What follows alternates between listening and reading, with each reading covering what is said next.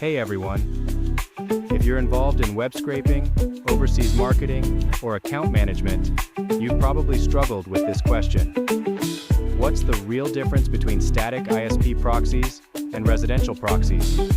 Which one should I buy? The price and performance vary so much, and it's easy to worry about wasting money on the wrong choice.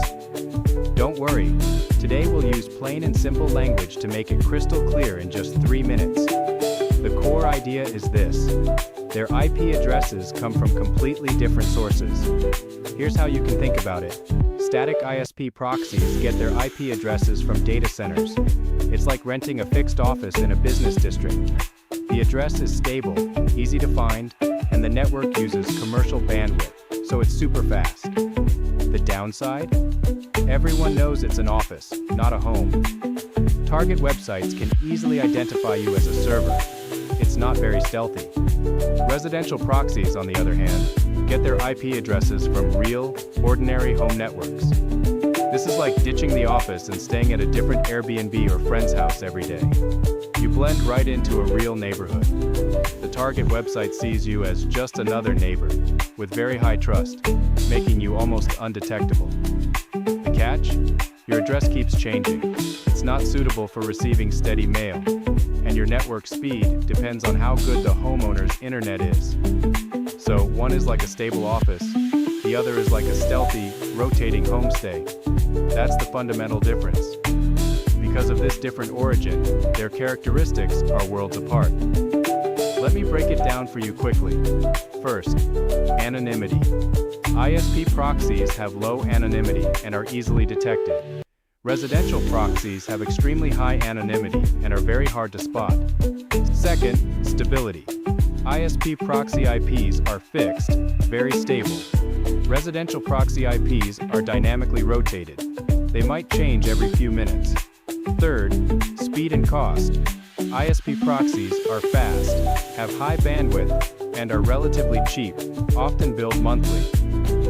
Residential proxies, because the IP resources are scarce, are very expensive, usually billed by traffic volume, GB. Their speed also depends on the real user's network at that moment, so it's less stable. Simply put, ISP proxies are the steady warriors, and residential proxies are the stealth assassins. So, when it comes to getting the job done, how do we choose? Remember this simple rule.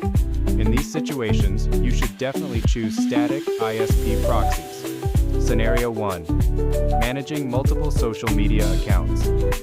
For example, if you operate many Twitter, Facebook, or Instagram accounts, platforms need to see each account logging in from a fixed, stable IP address for security. Using residential IPs that keep changing might actually trigger security alerts and get your accounts banned. Scenario 2. Tasks requiring long-lasting login sessions. Like certain automation scripts that need to run persistently, maintaining the same session. A fixed IP is essential here. And in these situations, you must use residential proxies. Scenario 1. Scraping websites with strong anti-bot systems.